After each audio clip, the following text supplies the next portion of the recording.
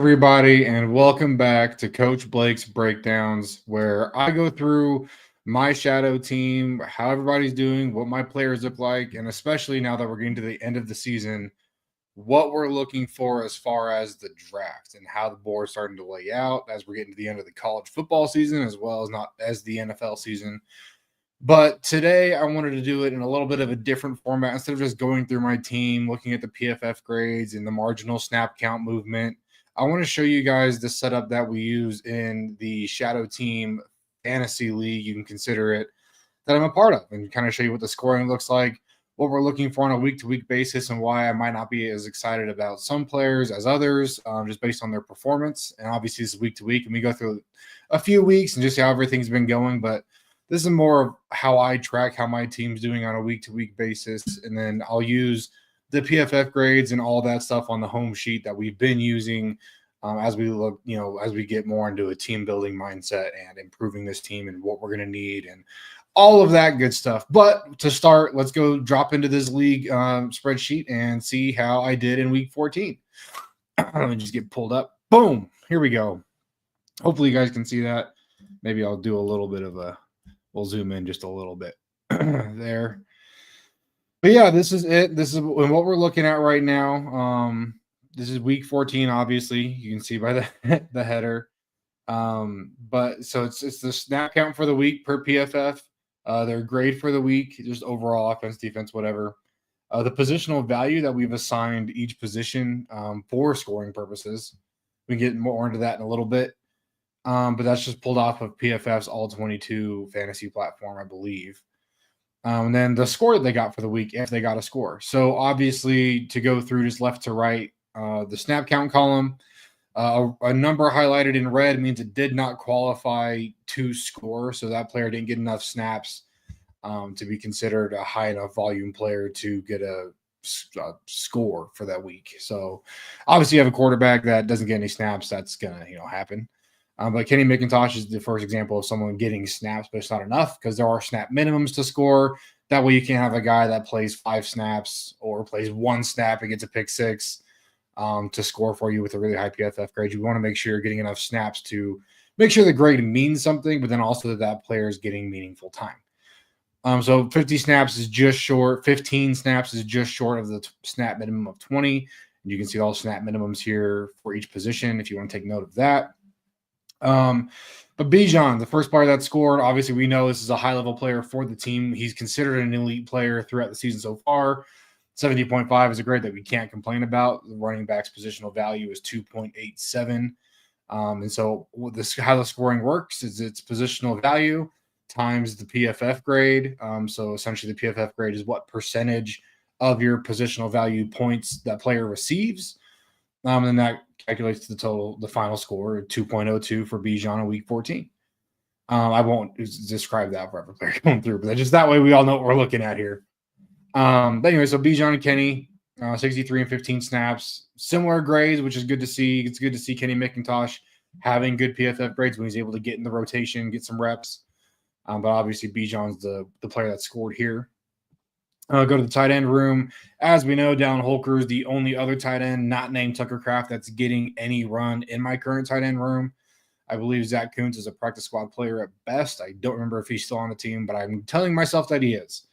But anyways, Tucker Kraft, 44 snaps with 61.2 PFF grade, which isn't great. It's not the 73.8 Dallin Holker got. He was at like a crazy high, like an 80 or 90 score after 1 or 2 snaps in the game, and I admittedly didn't watch that game, but I assume he did something crazy. We have to go back and watch and figure out what happened with him. I should do a better job of reporting what my players are doing on a week-to-week basis, and I will focus on that next week. But for now, we're just looking at the numbers.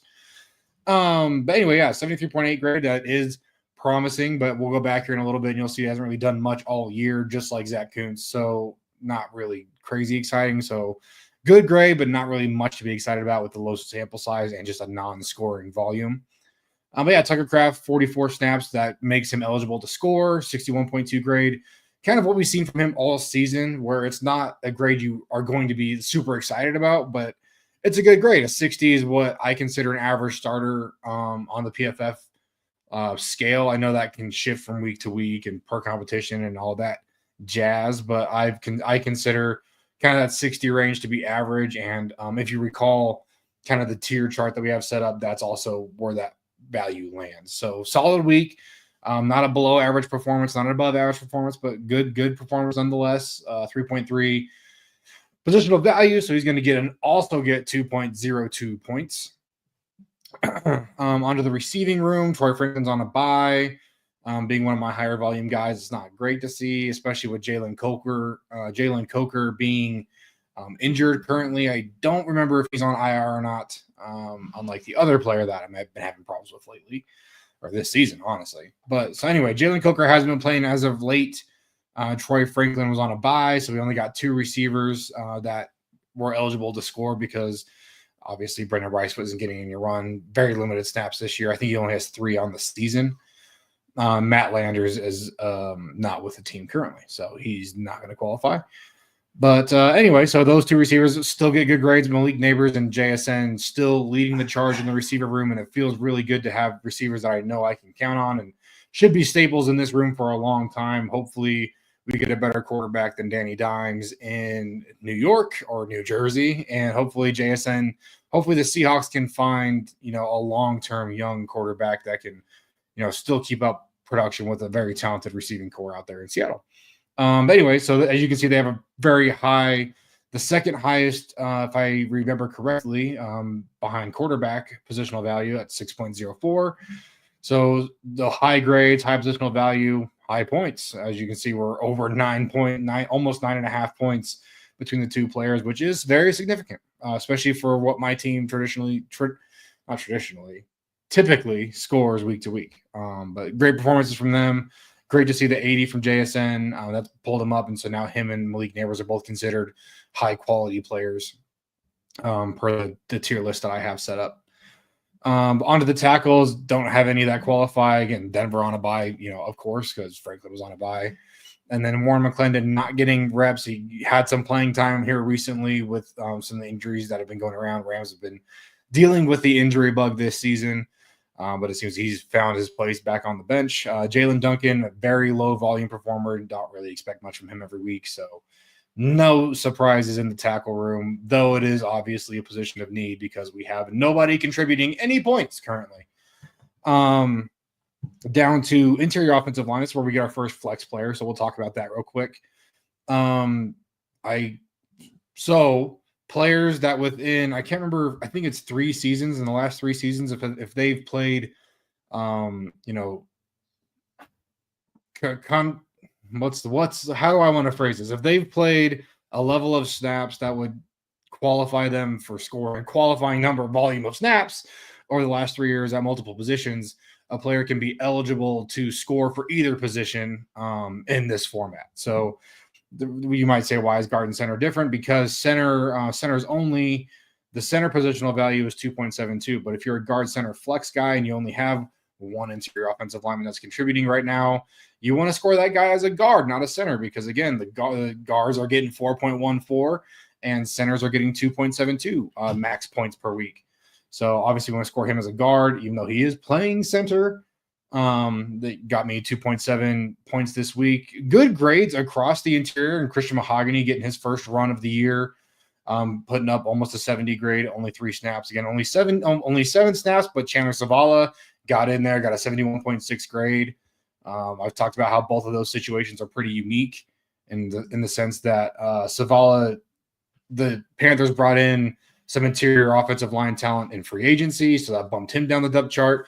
And then Christian Mahogany, though a player that I really like coming out, went to Detroit, who's got a very solid offensive line that is able to stay healthy, which is good. I don't want that to come off like it's a bad thing, but they're able to stay healthy, get their reps in, stay consistent. So that's just a hard room to break into. So you can say the same thing about Cleveland if you want to look back down to Luke Whippler and Javion Cohen. Those are guys that are just got to find a way to break into the room, but that way just might be time. So I still feel good about my interior offensive line, especially when they're getting grades like this. There's other weeks, obviously, and the track record hasn't been, anything too exciting so far. But when you're grading like this and you're able to get reps, and like a guy like Bo Limmer just happened to fall into an opportunity, and he's taken advantage of that. I think he's done very well, especially as a rookie. But I think that's what we're looking for a lot of these guys. And so it'd be good to get one of these higher end interior offensive linemen that could be more of a splash guy. But Shadow Team is not a 1 year game. It's not a 2 year game. It's we're playing the long game here. So I'm not, in a crazy rush to address the interior offensive line room. Though if I get something that falls in my lap that is exciting and could provide that kind of splash or some relatively immediate value or just points at this point, because you're in the early stages of building your team. It's going to be hard to find, even with I acquire, 22 players a year. You get 22 players in the draft. Not all 22 of those guys have a great shot of being solid contributors. And this is kind of what I mean when I talk about that from time to time. I know a lot of people can get frustrated with that. And that's why I really love this project and this concept, because it isn't just about, how many first rounders can I hit on that can end up being good players. Though I love having JSN and Malik Neighbors. That wasn't really something that I was too worried about coming out of those drafts, but it's seeing these other guys that, are they going to be able to pan out? Am I going to be able to find those gems that are in the later rounds or the UDFAs? And O-line is one of those positions where it's really hard to work into a starting role because teams, when they find good linemen, they just want to keep them there, and they're fine building depth behind them. But if you never have to dig into that depth, then those guys just don't get the shot. So anyway, rant over. My interior line, though I only have one guy contributing points, isn't a concern, and that's kind of my reasoning why. Just as we go through the draft, get into the true draft cycle, you'll notice I'm not really heavily focused on too many interior offensive linemen outside of the top guys in case they're available in a spot where they would be a BPA selection and best player available selection for my team. We're probably not going to grab them, but then I don't want, people looking at my team like, oh, well, you only have one guy scoring. Why would you not? I'm like, well, there's not only more, valuable per the point system players available, positions available, but I need, more help in some of those more valuable positions. So that's why that's going to slide down my board a little bit. But anyway, yeah, Bo Limber's been the guy this season, and really early on, it wasn't looking great, but he's coming to his own, and I'm very excited for that. I'm happy for him. Into the defensive tackle room, which has been one of the most frustratingly exciting rooms on this team, I think, because Evan Anderson and Jalen Redmond have both showed a lot of promise and have both seen recent increases in snaps. I've always said, since I started this last season, it's been fun to watch where, kind of the post-trade deadline range of games, right, is where kind of I've seen an increase in snaps for these younger guys. And so it was kind of exciting for me last season because I didn't see much through the first, half of the season, but when we hit the trade deadline, things got going, teams kind of settled into, these are the guys we have. Maybe some of the lower end teams were like, oh, we got to see what our youth is able to do. And so those guys get playing time. And then you get to see, you kind of get to do the same thing. Hey, are these guys just bench guys because they're not good? Or are they bench guys because they weren't able to find a way in? And they get their playing time so their own team can evaluate them, and you get to see what they're able to do. And so that's what I think we're seeing now, especially as the injury bug, goes around the league. You're seeing guys get more snaps. There's, a multitude of reasons, but Evan Anderson and Jalen Redmond have been the two that I've been most excited for in that area because they were really doing nothing early on, but they were having limited snaps and playing very well. So it was good to see kind of, in an increased volume of snaps, especially both players, Anderson and Redmond, but in week 14, obviously only Jalen Redmond getting not only qualifying snaps, but a 69.7 grade, which is really good. I mean, it's not an 80. I know everyone's always looking for the 80s and 90s, but when you're pushing a 70, especially in the first 2 years of your career, that's a great sign, for me as an owner, you could say, but just promise long-term. And, he wasn't getting good volume early on, but as he's got it, working himself into an increased role, he's putting out good tape. So even if he's not able to land on the Vikings right now, maybe a team sees how he's performing, and when he gets to the end of his contract, he can get a better offer and can go get a bigger role on a different team.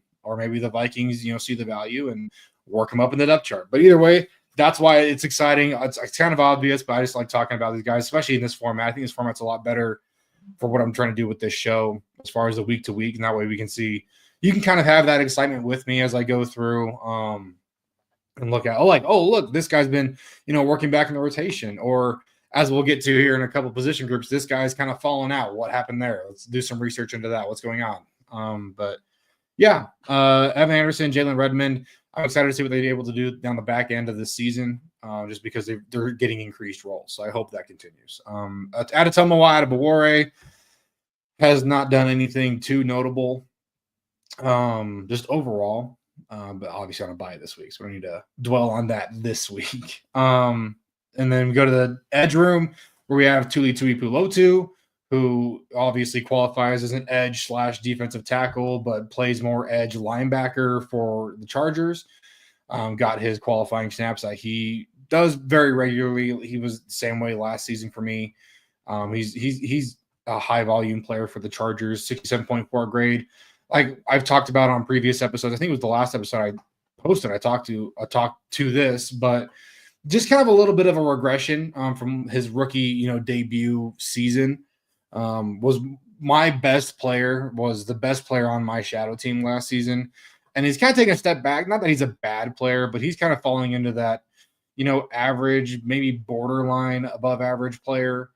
We'll see what happens in year 3 for him, but I have liked what I've seen. I do wonder if he's going to be on the move, though, after his contract's up, just because the Chargers don't really seem to know how they want to use him, just because he's moving all around the place, and he was in a different role with Staley, obviously, than he is now. But are they going to look to kind of turn over this defense and get some different style of players in there? I don't know. I'm not gonna try and project that just yet. We'll wait till the offseason for that. But he's still playing good for us, and we like that. So I have no plans on moving him anytime soon unless I get a couple stars in the room. So, but great piece of the rotation, high quality player for us. Not technically high quality, but a top level player on this team. So great to have him getting qualifying snaps and scoring. So scoring well. The other player that scored was a big one this week. Gabriel Murphy, out of nowhere, dropped 28 snaps, which is awesome because that qualifies for a full, score count. And we'll talk about that later on. But 69.5 for the 5.9 premium position, solid grade. Can't complain there. I just completely out of nowhere. Great to see him in action.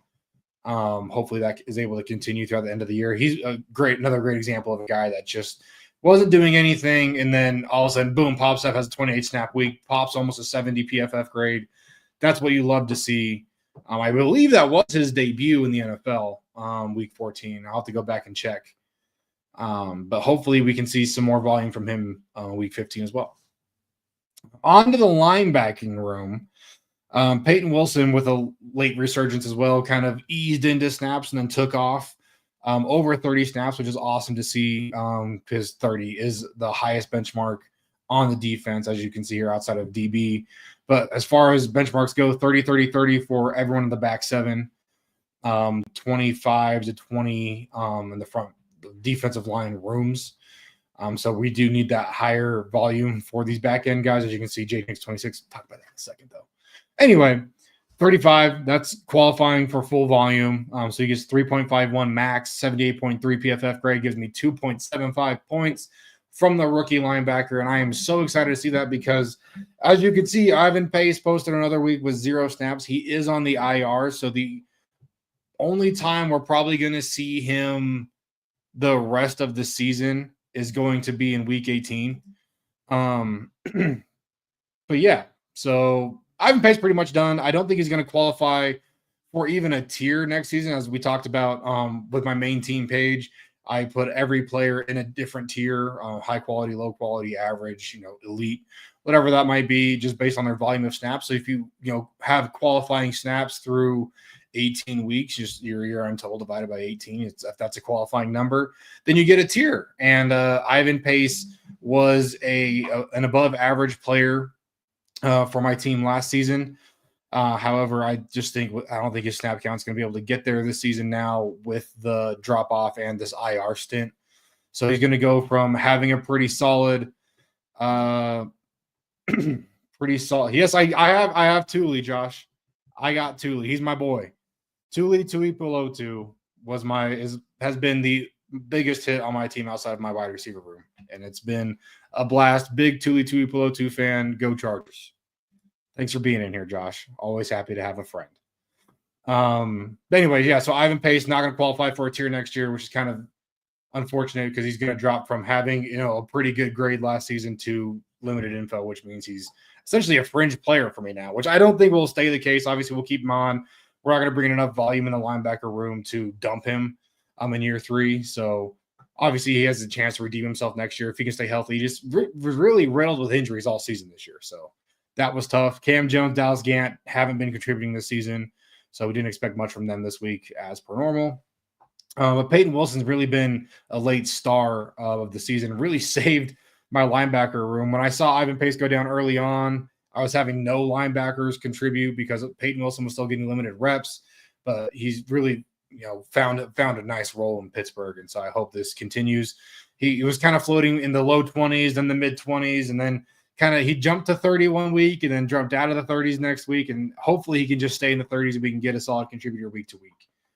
Off to the safety room. As you can see, I really only have one true safety per their positional qualifiers. I have 3 guys that can flex to safety.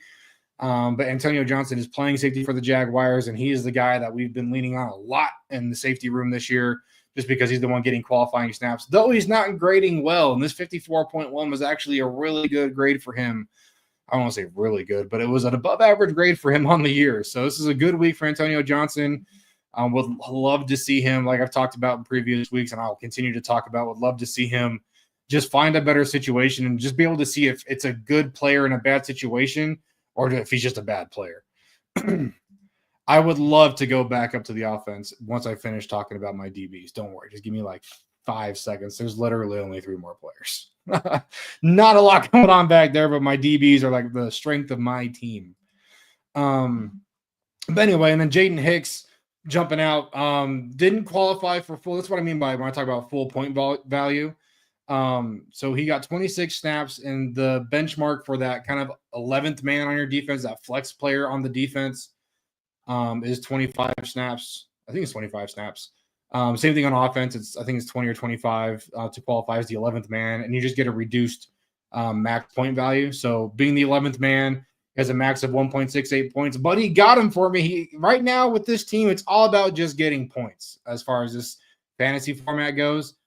So I'll take a half point. That's good enough for me, especially from a guy that's gotten no run this year at all. I've been pounding the table for Jaden Hicks. I'd love to just see him get more run, but Casey's defensive back room, though it needs help, is still the safety room's a little tough, and these corner spots a little tough. And then off to the final position group that we have, the cornerback room, Quinyon Mitchell, Cooper DeJean, however we're saying it nowadays. Just a great duo to have in Philly. As you can see, me and Philly love the same things about the same cornerbacks.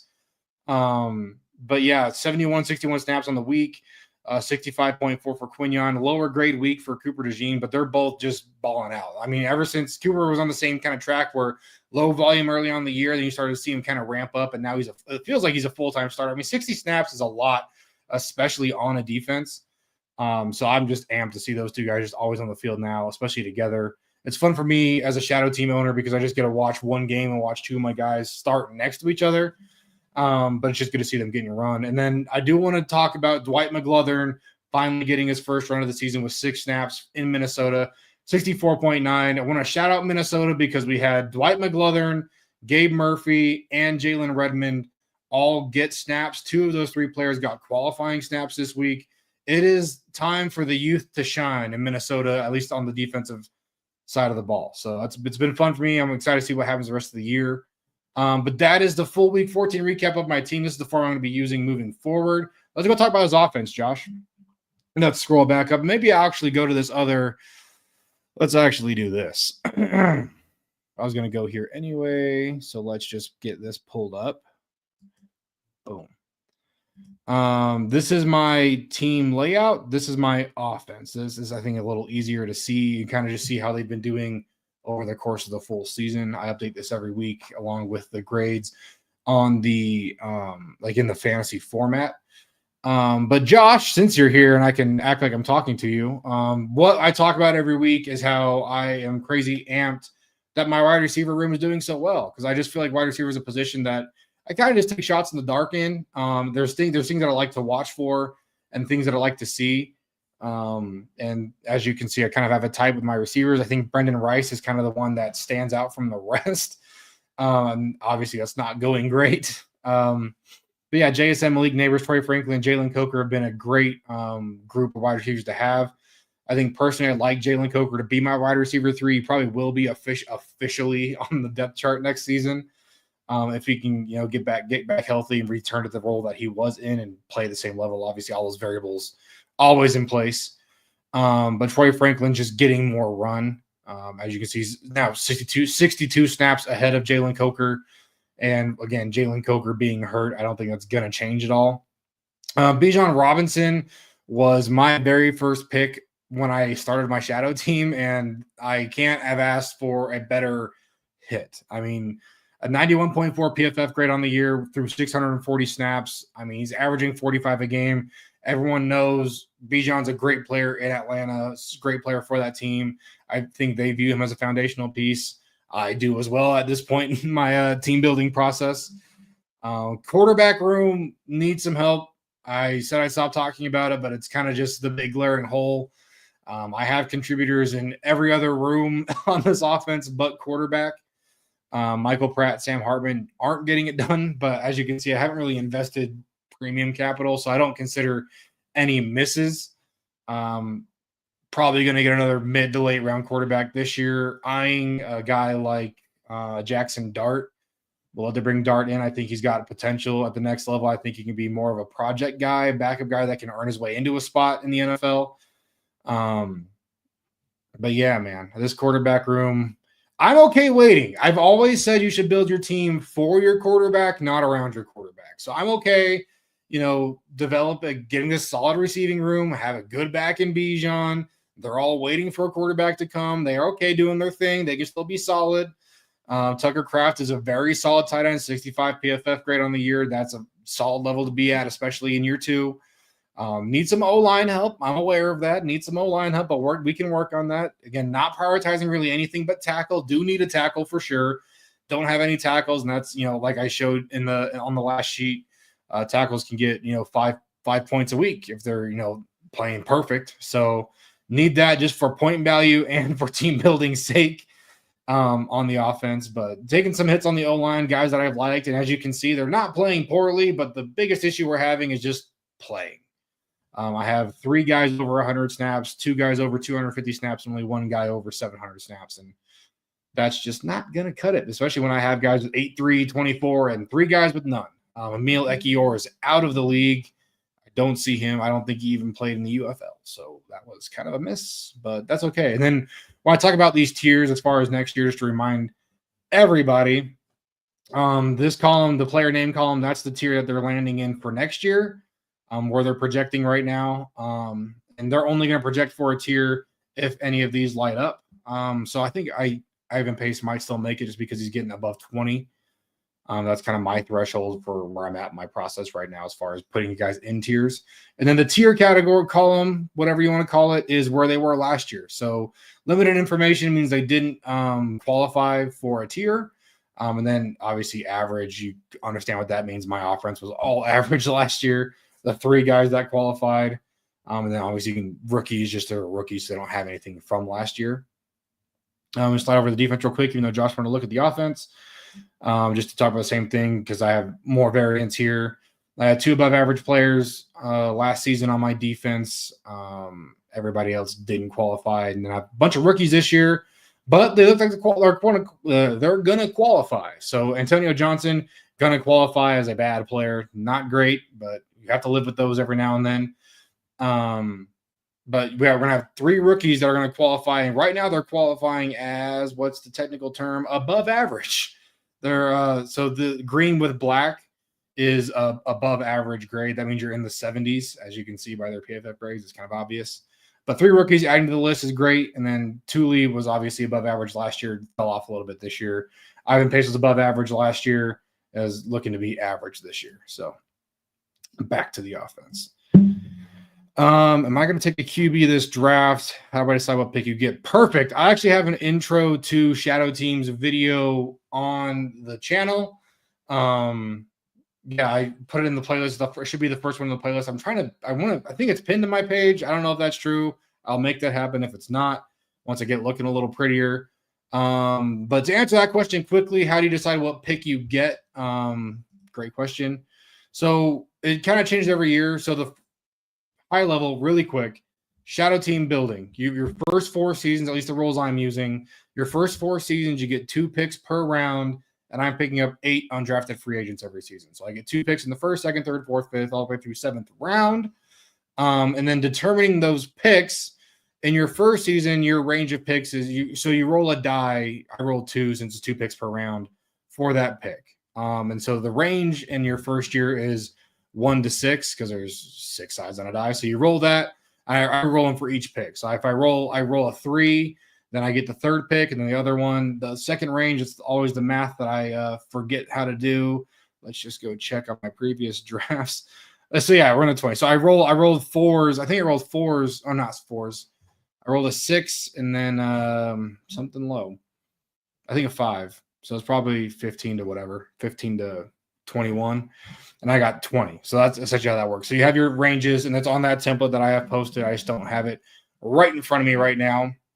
But there's pick ranges, and it slides down. So let's talk about the first pick in the first round. So your first year, your pick range is 1 to 6. Second year, it's 2 to 7. Third year, so the year that I'm going into right now, my third draft, the highest potential pick that I could get would be the 3rd overall pick in the draft. And that's going to be 3 to 8, I believe is math. 3, 4, 5, 6, 7, 8. Yes, 3 to 8. So I'm going to have anywhere from the 3rd to the 8th overall pick for my first pick in each round. And then whatever the latter range is will be another 6 numbers. Maybe actually I think it's over here. I could have it on this sheet. Wait a second. Yes. So 3 to 8 and then 19 to 24 are my ranges for this season. So as far as taking a quarterback in this draft, I am not planning on taking one early for sure. I want to grab one. I try to grab one. I'm going to try and grab one every year moving forward. But kind of my mindset so far has been, again, build for your quarterback. Now this is a real team, but since I have 2 picks per round right now, I'm more looking to just take best player available, get premium positions, get good football players in. If I think that there's a better overall football player than the best quarterback available, I would currently rather take the best football player than the best quarterback. Just because I feel like it's harder to find consistent stars at other positions. I think wide receivers, that's a whole different conversation, but I think it's turning into something different where maybe that positional value will start to slide just because in the draft world, just because they're going to be so common. I feel like the top end receiver is not going to be like a special thing here in like 5 to 10 years. But anyway, a guy like Bijan is a great example, right? Like, why would I take Bijan as a 6 overall pick when surely there was a better quarterback available? And like last year, I missed out on Bo Nix. I really loved Bo Nix. Wanted to get him on my team. Was planning on taking him as my first pick in the 2nd round, but he obviously didn't fall that far, so I didn't get Bo Nix. That's how I ended up with Michael Pratt and Sam Hartman. But as far as taking one, I want Jackson Dart. He's a guy that I don't think is going to be an early starter. I don't think he's going to be that guy, but I do think that if I get him in my room, he'll be able to get snaps, whether that's through injuries, just being a quality backup, or even fighting into like kind of a Sam Howell role, where it's like, oh, this guy isn't the guy, but he's not a guy that he's not unplayable. I think he's got a lot of good traits, and I love what his profile looks like overall. So I would love to get a guy like Jackson Dart in this class. There's a couple other guys I'm looking at. I just think they're going to be in a range where I'm not comfortable taking them. Like right now, let's just skip over to the draft board real quick. So for those that don't know, this is my draft board, but it's also adjusted for my shadow team. So this is my shadow team's team-specific draft board. And so you can see my big board ranking on the left side, and then my shadow team's ranking for that player on this right side. But let's go find a quarterback. So I know that my highest ranked quarterback is around, Oh, I thought it was this range. There he is. Nope, that's not him. 48. So the highest ranked quarterback that I have on my board right now is Jalen Milroe at 48th overall. Just adjusted for needing a quarterback. It pulls him up a whole 10 spots to 38 on my Shadow Teams draft board. This just as of my last updates. Things have moved around a little bit, but not crazy, especially for quarterbacks. But again, yeah, quarterback's the 48th player on my board. There's going to be all these players in front of him that I'd rather take in front of him anyway. Then you factor in positional need, positional value. Yeah, it pulls him up to 38, but then again, there's still 37, 30. It looks he's tied for 38, so 38-ish players in front of him I'd rather take. So yeah, I mean, if he's available in the second round, sure, I'd love to swing on him, take him. That's fine by me. I just don't think there's anybody. I don't have a first round grade on a quarterback yet in this class. I've heard a lot of hype about Drew Aller out of Penn State. I just haven't watched his tape yet. Bill, welcome to the party. Take Curtis Rourke with a day 3 pick. I'm not opposed to taking 2 quarterbacks again because obviously neither of the ones that I have are working out right now. So I'm not opposed to taking like maybe an early day 3 swing on Jackson Dart. I think he can fall to the 4th. If not, I mean, I'm not opposed to taking him in the 3rd, depending on what's on the board. But like I said, like these first 4 years, I'm trying to take, BPA in every pick just because you're not going to have this type of draft capital available after year 4. So I'm just trying to make some solid hits here. But yeah, if I get Jackson Dart and Curtis Rourke on day 3, both of them, I'd be kind of pumped. Not going to lie. I feel like it'd be an upgrade in the room. But yeah, and then the other thing I wanted to talk about in this episode, since we've gone through kind of my team, unless anyone else has questions, feel free to ask questions. Thanks for being in the chat, guys. Love not talking to myself through this whole show. So I appreciate that greatly. But yeah, I wanted to go over kind of like what updates I've made. This spreadsheet's ever evolving. So I did change kind of the quality formula for what determines a quality player. I broke it in half. So essentially, if you have a your PFF grade for the year is over a 60, that's going to give you a half point. So you're going to be a half person, a half quality player. Half of you is quality because the other half is if you're getting the snap volume. And I have that set at 25, I believe right now. Yep, 25. So if you're over a 60 PFF grade, we're going to consider that, hey, that's worth something. We'll give you a 50% credit. But if you're not getting qualifying snaps, you're not getting another 50%. So you only count as half a person, half a quality player.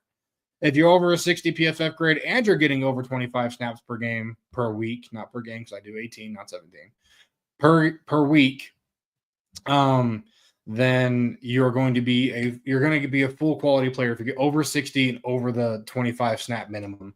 That is one quality player. And so what this quality formula is, it's the half plus half. Divided by the number of players in the room. So that's where you see defensive tackle. Let's go back over to my defensive tackle room. Just as an example, you said 33%. Yep, perfect. So defensive tackle, we have 1, 2, 3 defensive tackles. So that means we have a total of 1 quality player in this room right now. Who do we think it is? Well, oh yeah, that makes sense because we don't have qualifying. Had to figure out my own formula for a second. We don't have any qualifying players, but we have 2 players that are over a 60. So, I mean, if Adetomo Adeboria was grading a little bit higher, we'd have 1.5. We'd be at 50%. So that would drop. And so the reason that I have this quality is that affects kind of their priority position, how I'm prioritizing these players. So obviously it's do I have anyone in this room that's a quality player? And then it's positional value. So if you have a high value and no quality players, you're going to be the number 1 priority, which quarterback is, which is why it's getting pulled up on the board. But that does not mean I'm gonna miss rank quarterbacks because I need them. I'm going to go through my ranking process with just a general eye, like I always do, not looking for anything specific.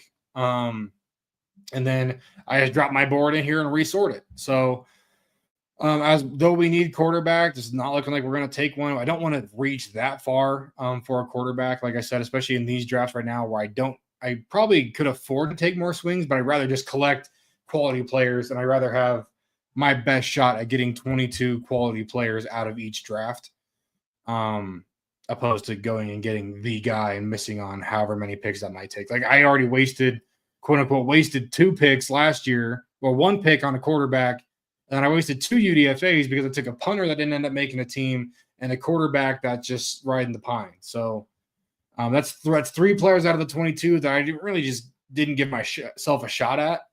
So that's why I'm really, last year I was very BPA focused, but I still reached on a couple guys. This year I'm just going straight BPA. If you're the best player available on the adjusted board, because that's going to take into account what we relatively need, then you're getting grabbed. You're getting snatched up if you're the best guy available. And it's fun because once you get to the end of the draft, just the way everything shakes out, I actually take a lot of UDFAs that are right around, like they're either in or close. They're for sure in my top 150. Like I get a lot of players out of my top 150 as UDFAs, which is fun for me. But I mean, last year I need to go back and check, but I had a number of players that I got as UDFAs that were top 100 players for me, which I'm not going to complain about at all. That's how I've gotten to the point where in 2 years, 44 players, 10 of them right now are considered quality players. So yeah, but that's really all I had to go through today. Just wanted to kind of show off my board a little bit, leave it up on the screen so people can look at it, take screenshots and pick it apart or pause the video, whatever they want to do. But this is my shadow team's big board as of right now. I think I'm at 100 and something, like 100 and single digits number of players on my board right now. That's going to be going up soon. But yeah, what's up, Josh? BPA is the answer, but I typically make exceptions for a quarterback because, in my opinion, you can't succeed in today's NFL without a very good quarterback. So I'm pro taking a stab at quarterback when you're picking early enough. I don't disagree. And last year, if I would have had a better draft spot, I would have taken a quarterback. And if I would have landed early enough to grab Bo Nix, like I was very high on getting Malik Neighbors and Bo Nix last year. Like if that could have been my first round, I would have been pumped. I would have preferred to get Bo Nix, like I said, kind of in that second round range, that first pick of the second round, and kind of get Bo Nix and Troy Franklin in the second round. Just I loved Quinyon Mitchell after, especially watching him in person at the Senior Bowl. Big fan of what he was able to do. But I just can't reach for players right now. And while like this, I don't consider this team actively competing. And with this weak quarterback class this year, next year is what I'm saying is my last year in the minor leagues. So in the kind of the fantasy setup we have, there's 3 groups. There's like a first year group, a second and third year group, and then the big, group 1. And so this will be my last draft going into a season where I'm still in group 2. So I'm not actively competing. So I don't feel like I need a quarterback. So I'm still in kind of that early team building phase. So I'm just like trying to get. I need premium positions. Like as we can see, I mean, I need better defensive interior talent just because of the value. I need to make sure he's lined up also with that sheet. I'll do that off camera. So I think offensive tackle is actually worth more now if we just take a quick check at it. Yeah, offensive tackle is 5.0, 1 points now. So we'll just add this since we're already in here. But anyway, so I need. And so you can see I bumped it up already. So I need defensive interior help. I need offensive tackle help. I need edge help. I could use another wide receiver. Those all get solid points as well. I've told myself that going into next season, I need to get a bump of like 15 points per week to be the spot where I feel like I'm on pace to still be a competitive team when I make the jump to the next group. That's kind of what I'm using as a gauge of success. Like, am I outscoring other people in this league? And so, yeah. So overall, again, I'm not really concerned about building a functional team right now through these first 3 drafts. I'm more worried about building just the best team of football players that I can. However, now going into my 4th draft after this cycle, and I'm going into, the big leagues for my first year, I'm definitely going to want to have a full team. I'm going to need as many of those 10.68 points that I can get per week. That's where I think a guy like Jackson Dart would be a great pickup this year, kind of another mid to late round guy or 2 this draft, even though it's going to probably sting if it's a reach, but I kind of just need it if it's a guy I feel confident in, just so I can have that backup if next year, if I do reach for a quarterback, which I probably will, considering the highest pick I can get in my, not next draft, but the next one will be the 4th overall pick. I'm probably gonna have to reach on a quarterback that I just have hope for. So if I can get a guy that I feel solid in, that maybe isn't high end traits, and then a guy in the next draft that is kind of like the prototypical, this guy's going to be good. I feel like I can have a good group together, when I make that leap. But yeah, right now it's all BPA for me. I want to collect good football players. I feel good with all my first round picks being quality players right now. I have some, round 2, round 3 guys that aren't crazy impressive that have fallen off a little bit. Cam Smith has been the biggest disappointment. I think he deserves more run in Miami. I do think he does. But yeah, I have these day 2 guys that I haven't been great on. It's kind of 3. Let's see, 3 versus 5, so 3 of 8, almost 50% hit rate on day 2. That's not too bad. But these UDFAs make you feel better about it. 6th rounder makes you feel better about it. 7th rounder, 6th rounder. So I mean, I feel like I have a pretty good hit rate in the draft. It's just, these guys getting their playing time and getting, qualifying for points. But yeah, overall, it's the BPA path for me right now. It'll be more fun talking true team building after I get through the next couple of drafts. Just because I think the strategy isn't as exciting this early on. Just because, like I said, I'm really just trying to collect good football players. If I get a receiver room of 6 receivers that are all doing great, that's great, because I know I'm going to get production every week out of them. I'm going to get points every week out of them. I'm going to get good points because the positional value is high. And that's where, again, I would like me personally, if I'm looking at this roster in front of me, I want to go get offensive linemen because, like I said, we have Bijan, we have a total of 3, maybe 2 solid ones and 2 half receivers that we feel good about.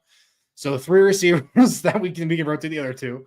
So we have an elite running back. We have 3 receivers that we can feel good about, 4 receivers that we can feel good about, 2 that should be long-term staples. We have a solid tight end. I am intrigued about getting a tight end in this draft. So don't count me out for that. I kind of feel like I'm on a similar path as the Bengals, where I'm looking like, maybe early tight end, early defensive interior, see what happens. Not opposed to getting an Ashton Jean T to pair with Bijan Robinson. That'd be pretty fun. I'm just getting the max amount of points possible out of that room every week. But then again, functional perspective, we need an offensive line for this offense to go anywhere, and we need a quarterback. So don't disagree with you at all, Josh. But I'm not gonna say that I'm gonna listen to you. But anyway, that's again all I had for this week. So I appreciate you guys tuning in. I do try to pop these up every Wednesday. That's when I try and record. I don't promise a time. It's just kind of where it lands in my day right now. But I always live stream it first.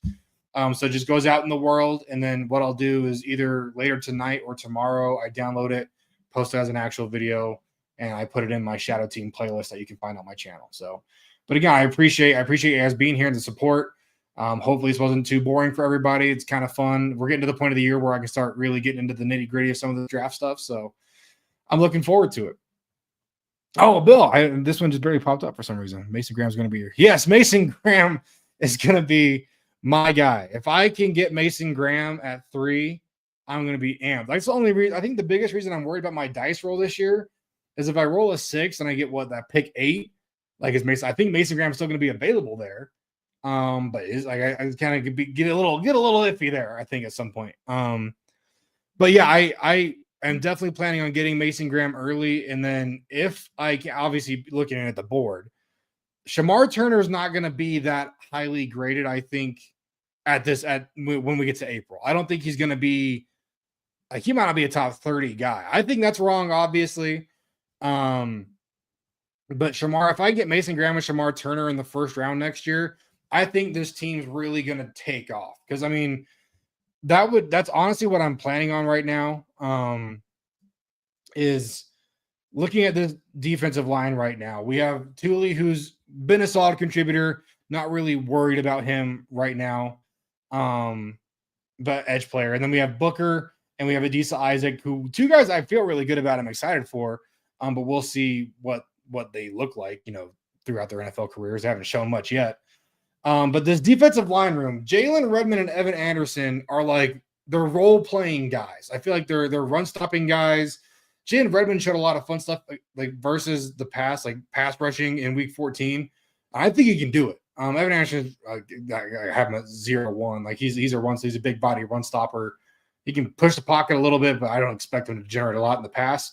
I think Jalen Redmond's a really versatile defensive tackle. He's grading well, starting to get more snaps. And so if I can have kind of those two guys with upside and that can play their role, and then I instantly inject talent via Shamar Turner and Mason Graham, or even these Kenneth Grant. Like if I get Mason Graham first, like as my first pick in that 3 to 8 range, which I fully intend to as of this moment right now. And then we get to the back end of the first round with my second pick in that 20 plus range, and we're able to grab a Shamar Turner, which we should, or a Kenneth Grant, which I also kind of think we should be able to. I'm going to feel really good coming out of day one because I'll instantly have injected not only youth but high level talent into my defensive tackle room. And then we'll be able to kind of look forward in the draft and like, what are we even like targeting at that point? Because we've instantly juiced up the defensive interior.